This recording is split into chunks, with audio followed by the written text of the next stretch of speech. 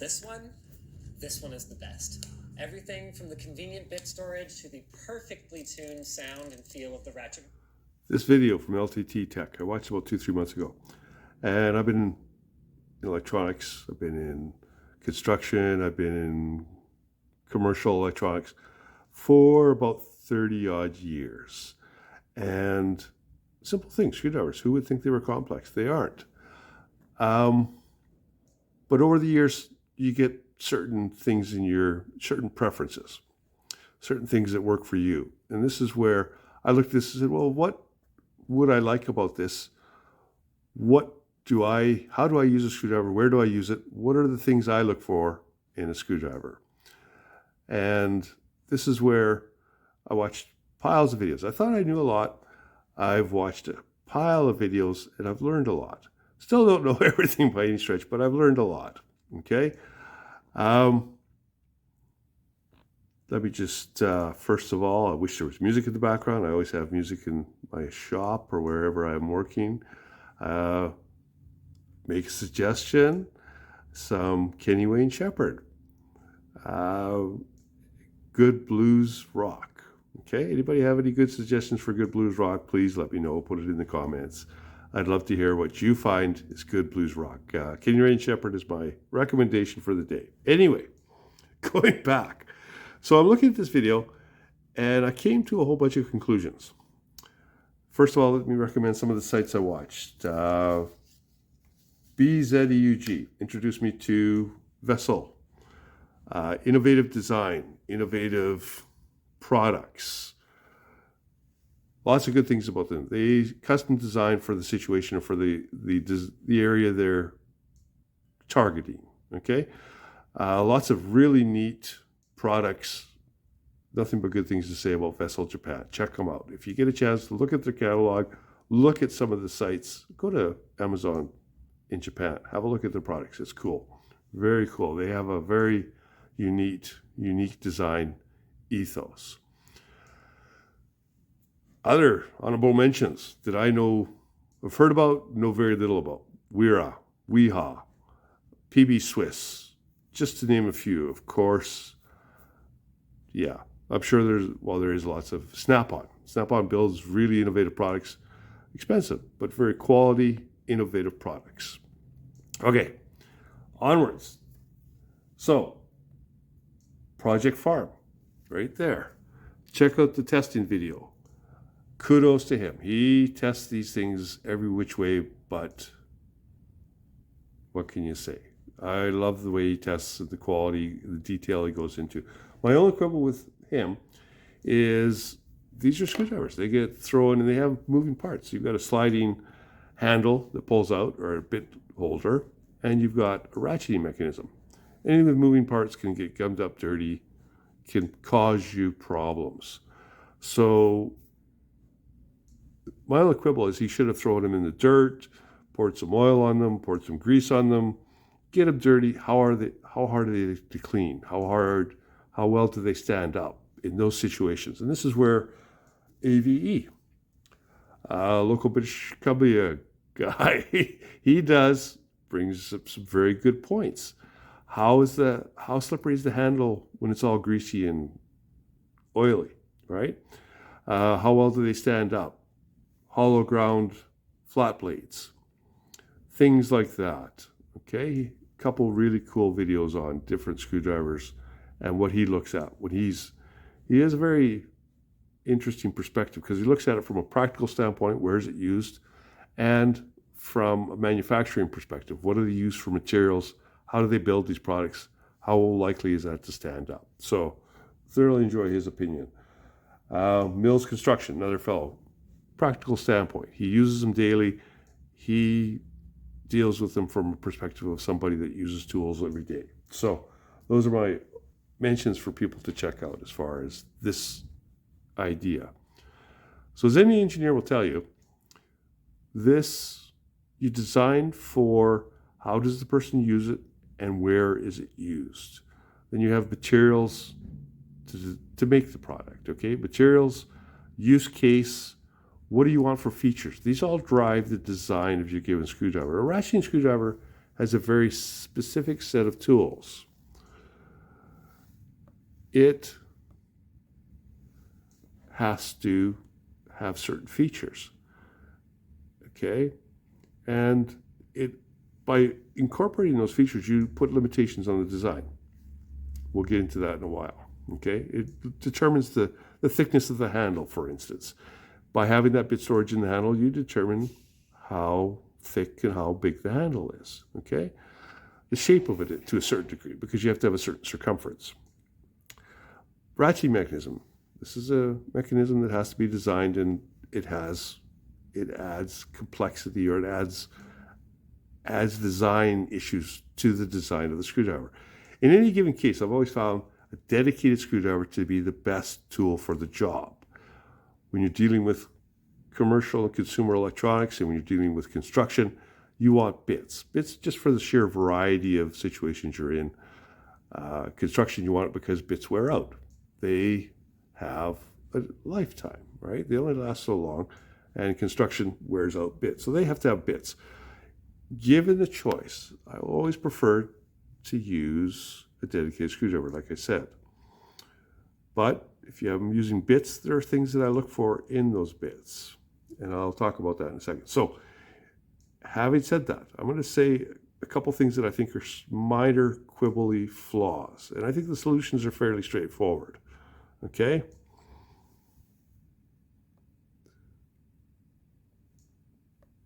In the case of the LTT screwdriver, I think the bits at 20 millimeter are too short. I think the bit holder being magnetic with a shallow recess because of those short bits is another consideration. Okay, I'll point those out later. I think the shaft length of 3.2 inches is another consideration.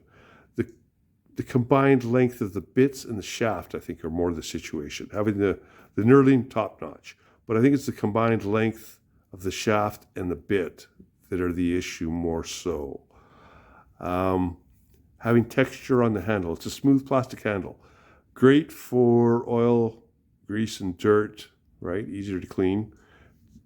Soft foam, nicer on the hand, but it gets all gummy and grimy with oil and grease and dirt, okay? So, smooth plastic finish, you could incorporate knurling into the plastic mold. Just a few ideas. That may or may not make a difference. Having some way to apply significant torque to the screwdriver, whether it be a sliding T-handle or a nut on the shaft, would have been obvious upgrades. Okay? And then just basic things. How do you clean it? How do you replace parts? Can you replace parts? Can you buy parts? I'm a nerd. I love detail, detail, detail, detail. So I look at their web page on their selling site and give me dimensions. Give me all this information. I love that stuff because then if I'm spending that kind of money, I want to know every piece of information I can about that. And they do a fairly good job of that. I'd like to see a few more dimensions mentioned on the website. Minor quibbles. Okay. So those are my major concerns with the screwdriver. Okay? Let's tackle them one at a time. We'll start with bits and the bit holder itself. Okay. Okay, getting into why I like longer bits. I'll try not to belabor the point or talk too much. Here's my first case use scenario. I went into the computer room and I measured the height of my computer case, or the depth. It was 7.25, 7.5 inches, which just so happens to be about the same depth as this case. So this is a rigid tool case, and it's my stand-in in lieu of a computer case. Okay, so the LTT screwdriver, the shaft measures 3.2 inches. This one measures, you can see, 4 inches. Okay, a little bit. Put it on, put it in the case. That big, lunky, fat handle is way in the case. You can't get your hand in the case because you got all wiring and components in the way. So you're working that screwdriver way at the top. It's doable, but it's fiddly. not nearly what it should be. If I've got a screw that's right up against the side of the case, say power supply, back of the case, other cases, lots of screws are right up beside something inside the case. So in that case, what I've done is I've tilted, because of the fat handle, I've tilted my bit at an angle. As we all know, that's what shreds screws. So having a tilted head because of the fatness of the handle is not ideal. Ideally, you want to have the handle outside of the case and everything else in the case. So that means I'm looking for a total length of 7¼ 7½ inches with my handle sticking outside of the case. Little bits, obviously not going to work. So even a standard 2-inch bit is not really going to work. I've still got a big chunk of that handle. I can reach more of my hand around the handle, but I still have a big chunk of this. I've got an angle still when I go to do a screw that's close to another component. Put a 6-inch bit on there, as in this case, and now my handle is well outside of the case. Straight up and down, less of a chance to strip it, not a problem. The tips, I always take my tips, my magnetized tips, or my tips, all my screwdriver bits, and I magnetize them beforehand. And I just carry a magnet in my case with me all the time, wherever I go. And every time I go to work on something, I magnetize the bit, make sure it's magnetized before I work on it. Therefore, I'm not dropping screws inside of whatever I'm working on all the time. Now, so this is where, especially in this case, if you're a computer tech, you're dealing with computer cases all the time. Laptop, nice and flat, nice and thin profile. This is not necessary. LTT is going to work just fine on any kind of a small profile machine or consumer electronics. Obviously 3.2 inches is the length of the shaft, plus say a 1/2 inch for the bit sticking out. Not a problem. And so that's going to cover 90-95% of all use cases. This particular use case, I used to work on commercial electronics in bays. Bays are long, you're reaching in, you're always having to need that extra length. Yeah, you get a 20-inch bay. It's just deep. Lots of components are at the back. You just need long bits. That's why all my dedicated screwdrivers have long bits. And I get them as long as I can just for that reason. I find it so much handier in those cases. Okay? I'll have I do have number 2 Phillips, number 2 Roberts. And that handles, especially in an equipment bay. You're dealing with number 2 Roberts, Phillips most of the time. But there you go. On a computer case, there also tend to be JIS. So, JIS is important. They make your life a lot easier. JIS also comes in with you've got a Japanese car, Toyota, Honda motorcycles, Honda lawnmowers. Lots of things have Japanese components. So, JIS are almost mandatory. And you can see the difference actually in 2 things. First of all, you have your anvil. North American anvil, this little piece, this little cutout, is 9 millimeters. That's the North American standard. In Japan, the JDS standard, the JDM standard, is 13 millimeters. Much better design. It's got more meat to hang on to, much more meat to keep it a solid connection in my mind. But anyway, it's different than ours, so our bit holders have to accommodate that. We'll get into that a little bit when I talk about bit holders. Second use case for longer bits, and this is consumer electronics. All the cases, or a lot of cases, have recessed screws. Okay? In this case, this is a standard T20 safety Torx, security Torx. It's about 1.5 inches. That's about 3/4 inch. But a little bit, we know that from the literature I've read, that LTT bits are 20 mil long. This is a 25 mil bit. So they're actually 5 mil shorter than that little bit. If it's 20 mil long and half of it is meat and half of it is bit, well, it's 10 and 10. So 10 mil for the meat, 10 mil for the bit itself. Now, you can stick that into a magnetic driver. You get 10 mil sticking out. That 10 mil is not going to you can't even get it into this hole, this recessed hole. So you've only got 10 mil to reach down 3/4 of an inch. This one, you're going to go down, let's see, about an inch, inch and a half maybe. It's still not going to reach the screw underneath. Okay? That's the second reason. I would have to go buy a second set of bits just for that reason in itself. Speaking of bits, all LTT really would have to do to get that total 7.5 inch length that I mentioned earlier with the computer case would be to sell a set of 2-inch bits and a set of 4-inch bits. Okay? It covers all those different scenarios. It's always nicer to have shorter bits for some things, longer bits depending on what you're working on. So having worked on all these different things, I just carry all these different size bits regardless. It suits me depending on the need I'm working on at the time. A 2.5-inch bit or a 2-inch bit minimum, a short bit going into, and I always use all my bits in my power tools at the same time. Okay? Why not? I'm going to buy a set of bits for my power tools. Why wouldn't I use them in both cases? So having a set of wonderful bits, I'm going to go buy power bits anyway. So why not just have the power bits in the first place? LTT could do like this. They sell the extra bit sets, but they come in a cardboard box. Nobody wants loose rolling around bits. So why not sell the bit holder? Put a little clip on it, put LTT across it, and sell a whole range of bits. Okay?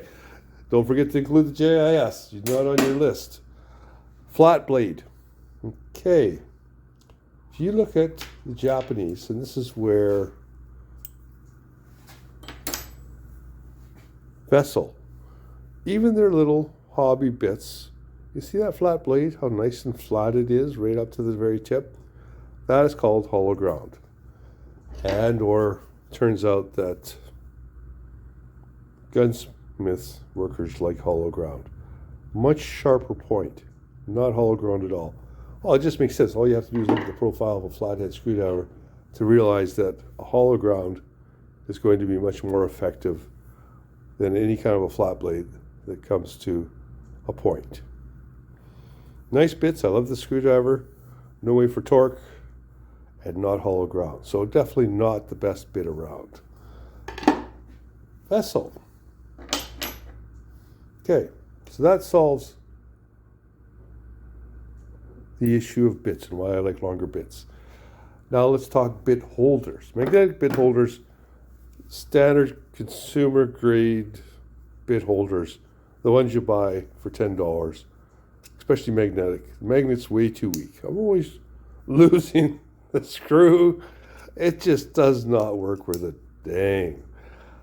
Magnetic bit retention, they're handy, they're easy, but they don't work well at all. That's all. Maybe in LTT's cases, because they have that nice strong bit, it works a lot better. Where short bit does work, and something I've never encountered, is it turns out that knife makers love to use short screwdrivers and very short bits. More precise control. So they'll have a very short handle, or the whole inch, everything is 4 inches long in total. With a very short bit, it gives them much finer control on what they're working on. So they love short bits. Myself, never really found much of a use for them. This little Frankenstein of a screwdriver, I call this the componentized screwdriver. Okay, I've got both of these pieces, so little socket, 1/4-inch socket, and this little piece, both of them I bought at KMS Tools. So a little shout out to KMS Tools. I saw this and it's just kind of funky. So 1/4-inch square, 1/4-inch hex. The beauty about this is I can change out all the pieces. I can pull this out. I have a stubby. If I really want a stubby, get rid of the handle altogether. Just stick that in. That's about as stubby as it gets. Okay. If I need a little bit of torque or a handle, I pop a handle on. Okay, 90-tooth ratchet. If I need torque, spin it sideways. If I want to use it just as a screwdriver, put her up like that. Nice little finger twirl. Great twirling on or knurling on that. If I want to extend the bit out. I put a bit adapter on. Perfect. This, great idea, poor implementation. The magnet is too weak. That is too shallow. This is a 9.5 mil anvil. It doesn't even go to halfway through it. It should be 13 mil at the least with a nice strong magnet in there. Then that would be a practical implementation. As it is, I'm going to have to epoxy this bit holder into there. Otherwise it's dropping out all the time. Just a pain. This swivel tooth ratchet, 90 teeth. I believe LTT Screwdriver has 28 teeth. So 90 teeth for 4 degrees of turn for each click. LTT's 11 or 12. So it could be argued, even more precise control. For what this is really sloppy though, so who knows. But it's a sealed unit, mechanical mechanism. I can throw it in the dirt and the mud. I'd be curious to see how it survives a bit of a torture test. Be curious to see how the LTT screwdriver survives some dirt and mud and grease and oil. Like I say, this little Frankenstein. So I can take this thing and I can put a short bit into it. I can put a 6-inch bit. Works like a charm. Now I have the bit length I need to do whatever I'm looking to do. This is a Milwaukee bit holder, and I've never had very good luck. I've already said this with magnetic bits, but bit holders. This is a Milwaukee, and it actually works on JIS anvils. Let me see, where is that? There it is. And it locks in a bit beautifully. Look at that, no play at all. The other little one I've read about, and this is compliments of BZUG. This is a Wera bit holder. It also locks in GIS bits. Like a charm, really well. Turns out, and I did not realize it, so this is a little vessel bit holder, I guess you'd call it, rubberized handle. Great texturized feel, nice in the palm, little of a grip, texturized rubber. Now it's probably no good in the grease and the oil and the mud, but it sure is nice in your hand. It's comfy. And it uses these double-ended bits. And they fit in here like a charm. Nice and solid, okay? Most bit holders will not do that. The only one I've seen so far that does work is the Milwaukee. Okay? Like a charm. So impressive. I wonder if that's a ball detent or what they've done in there. I see a ball. Anyway, it works in a situation. This would not work on a magnetic, would not work in most bit holders. Works like a charm. So as you can see, this is a common, fairly popular bit holder. Okay. Works well with a standard bit. A little sloppy though. And does not work with JDM, JIS at all. Goes in, anvil sticking out, just friction fit. Doesn't work with a damn. So that's, and I've seen lots of these, and you can't tell until you buy it whether it's going to work or not. I find lately I have more of a use for JIS. So that's what I have to say about those things. Oh, one last little trick. When you're taking these screws out, plastic threads, take them out easy. When you go to put them back, and this is where a ratchet is kind of maybe I'm not used to more. Let's say that. I'm not used to more than anything else. Because when you put them in, it's plastic. You're going into plastic. The metal is going to strip the plastic very easily. So I learned very quickly, a long time ago, you back it up in reverse until that screw falls into the existing thread. Then you go forward. Okay? That will save you stripping out these plastic threads every time. Machine screws, not so much of an issue. still a good idea. If you get in the habit of just going in reverse until you can feel that screw, the threads fall in to where it should be, you will never cross thread a screw. It'll save you a lot of effort. One good reason, especially on machine screws, never to use a drill or a hammer drill, because you just don't have that kind of control.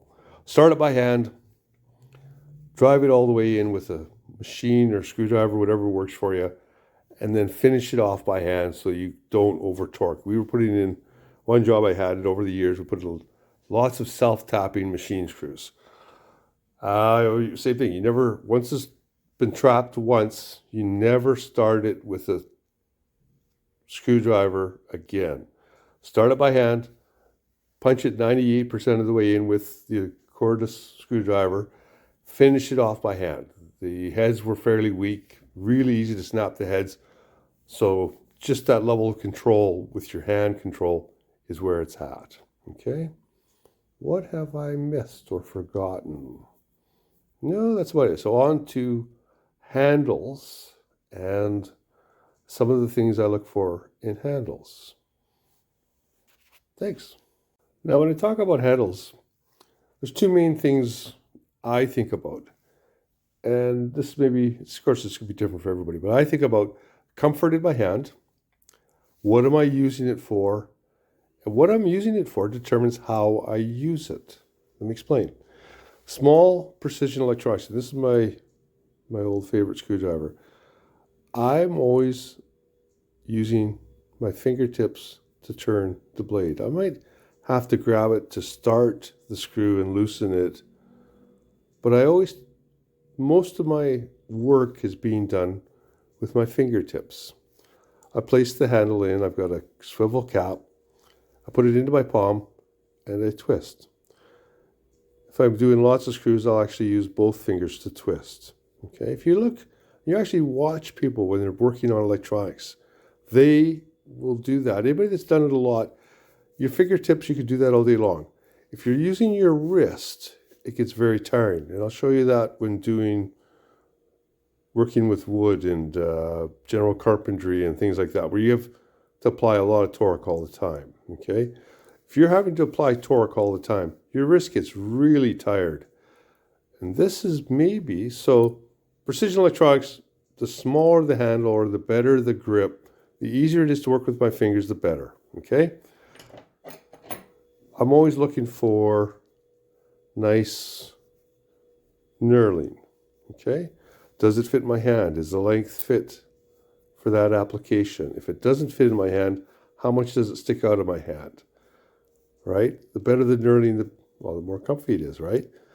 I've got knurling down here, too close to the small flat items, not a problem. Reaching into a case or something, my hand is up here. This is what I'm using, okay? A fat-handled, this is a ratcheting with no bits in the handle, but it's got a soft rubber grip. It's got some good traction, power fingers for traction. I have no doubt that this does not work nearly as well as LTTs. I'm sure LTTs is a much better quality, but it's just an El Cheapo ratcheting, but it's got fairly comfy in the hand. Not too big around. Of course, as soon as you put bits in, you limit yourself. You have to change the size of your handle, has to fit the room to fit those bits in. So now you've got a fatter handle, which is not necessarily a bad thing unless you're working in tight, confined spaces. Okay? I like rubberized handles, no good for oil, grease, and gas. Okay? I don't work a lot of cars or that situation, so I don't worry about it. I prefer the comfort. Smooth plastic, as in this style, I've had doing construction, putting screws in by hand, I've had blisters on the palm of my hand. Not something I look forward to. I'll go buy a rubber handled and c'est la vie. Live with the results. Okay, I don't care if I have to toss a screwdriver out. I prefer to avoid the blisters in the palm of my hand. I'll show you why in a few minutes when we get into putting wood screws in, which is a standard thing. So, the size of the handle, how does it fit my hand? Can I swivel it, put it in my palm, and swivel it? Right? Those are important things to me as far as handle comfort. The actual how big around, this is a T-handle. Lots of torque. I don't have to worry about having to use my grip. I just grab it and twist. Now that's all wrist action, but I'm not having to grab it so tight. I just grab the T-handle and go. So lots of torque. This is a monster. And it's only ever going to probably ever get used on working on vehicles or motors or other industrial, big bolts, big screws, that sort of thing where I have to do a lot of torque. And maybe we'll include that in the woodworking one. Nice little T-handle. The problem with T-handle is that at the top, okay, I cannot do a finger swivel, so it's never going to work for fine detailed work. Torque, yes. Fine detail work, no. As soon as I go down, now I've got this big honking thing on the end, swiveling around. It just doesn't work. So a T-handle is only good for grunt work. Precision work, you don't want to do anything to do with a T-handle. This is where this brain fart, Frankenstein screwdriver, comes in. And I tried to cover both bases. So I can add lengths or shorten lengths to get the length I want. Okay. I'm going to epoxy this tip in. And I can put shorter bits in if I want. Nice solid. Epoxy that, it'll be nice and solid. I want a finger swivel. I need torque. I turn it to the side. Now I got lots of torque. And I'm using my wrist, but I'm not having to worry about my grip. Okay? To get torque on a handle like this, I can't just turn my wrist. I have to grab it. Right? And that's where the blisters come in. I don't like blisters. So this gets rid of all those issues. Solves that all in one step. If I need to, I can even put a cheater bar onto it. 3/4 inch, 1/2 inch pipe probably fits over there just fine. Extend it out if I need to. If I have to have that much torque for a little screw, I might be using the wrong tool.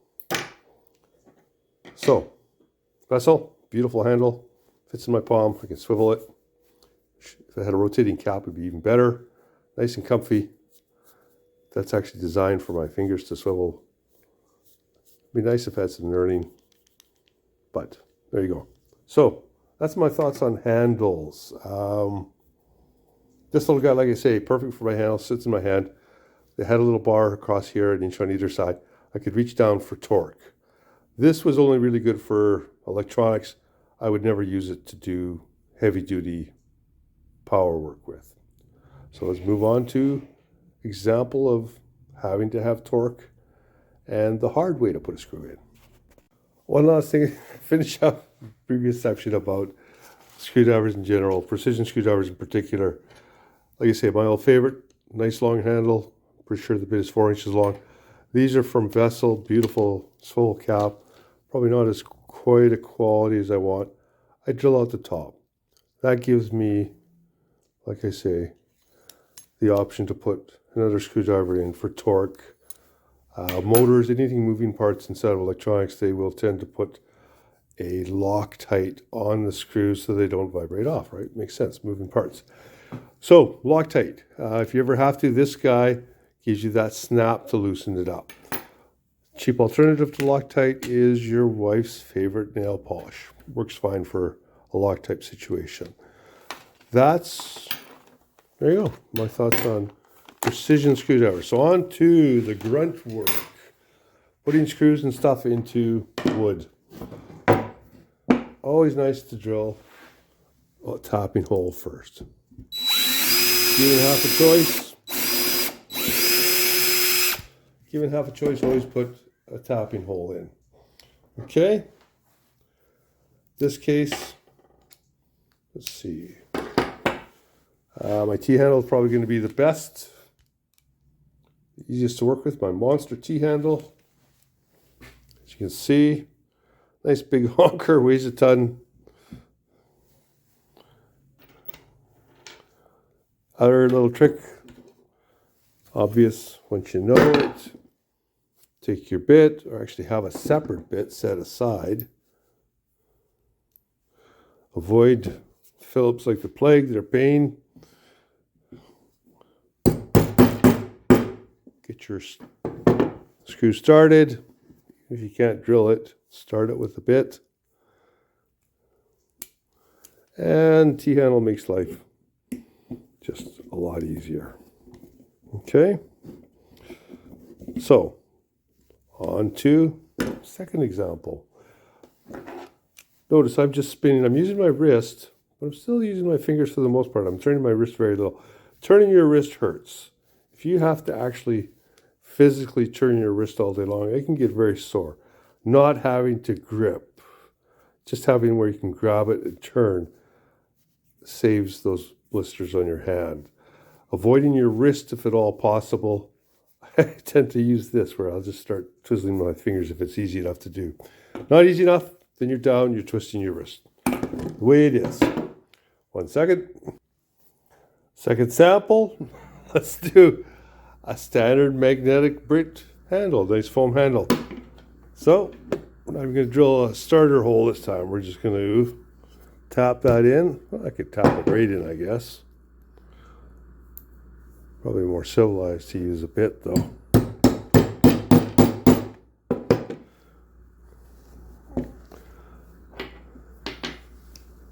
And yeah, that's crazy. I still try to use my fingertips. If I have to, though, wrist is what you got to use sometimes, depending on how long it is and how far you're in. Rubber's so much better, not having to worry about camming out. So rubberized grip is my second choice, given the option. Third choice is going to be this ratcheting. Now that's probably more because I'm just not used to it. I'm sure once you get used to it, it's a lot better. I'm just not used to it. So we'll call that lack of experience.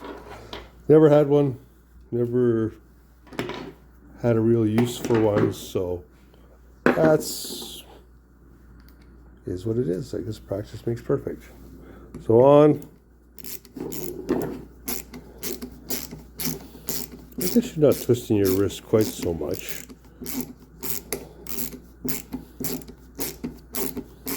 Yeah, that works pretty well.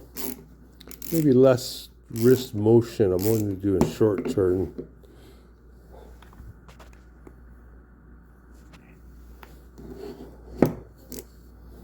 That might make a big difference. Okay, there you go. Ratcheting has its place. I'm just not used to it. Third option. My Frankenstein, my brain fart of a multi-use screwdriver. Just 1 second. So my Frankenstein brain fart of a multi-component screwdriver. Here we go. Okay, I've already started the screw, banged her in to the wood with the accessory bit. Crank this down. Oh, I'm going to change direction. The other thing about these wrenches is there's no center detent where it just stays locked. It's always one way or the other. There is no center locking. So nice and easy, lots of torque. It's just the same as a ratcheting mechanism. It is, well, it's exactly the same thing, right? It's just been used in automotive for a lot longer. I'm just turning my wrist a little bit. Like I say, multi-component screwdriver. So I get tired of doing that. I put on my nice little vessel handle, fit in a 6-sided 1/4 inch with a 1/4 inch square on the other side. Now I've got the long-handled screwdriver with a nice comfortable ball grip. Gotta say, that ratchet is a lot easier to turn though.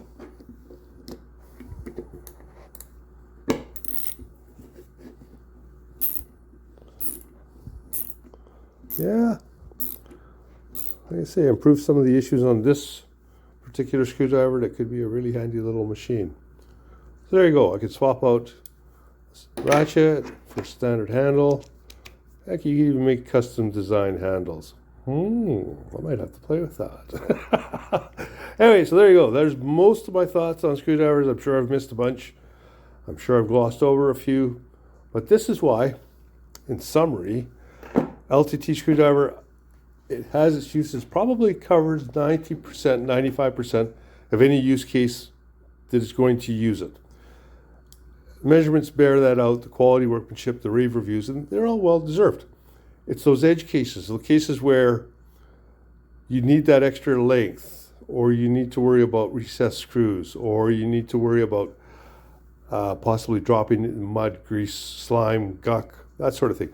I should really take it, if a person's going to make handles or judge a screwdriver fully, you should really take it out back, throw it in the dirt, pour some oil on it, pour some grease in it, and see how easy it is to clean, see how it feels in the hand, see how it works afterwards, especially with any kind of a ratcheting mechanism, right? I wouldn't doubt even these guys get gummed up. I'm curious to see how well they handle grease and mud locking mechanisms, right? So, complete testing, definitely not. This is all more perspective, my perspective. Like I say, knife makers love short bits. So, range of bits, sell them extra money. Include the clips, right? Put LTT all over it. Free advertising, extra income stream. Knurling on the handle may not be an issue. Details, include details like exactly how long are the parts, and you include most of those. I'm just used to seeing the diagram where it's got all the lengths, blah, blah, blah on it. But that's all included, you just have to look a little bit for it. Include the different bit sizes, include the GIS. Maybe if you want to sell this to a complete wide range of markets, electricians, they need to have these bits and the shaft and everything else protected with plastic. You could almost sell a separate plastic cover that would slide over top of the whole shaft, okay, for protective services. Of course, you don't want to work on any live power unless everything's covered in plastic. We used to take black tape, wrap everything that was metal. I've vaporized 2 screwdrivers in my career.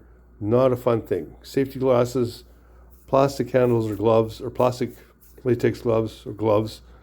Wrap everything in tape. If you want to worry about, say, getting black gunk all over your shaft, do a reverse. Sticky side out, wrap it that way. Then your hands get sticky, but your beautiful knurled shaft stays pristine, okay?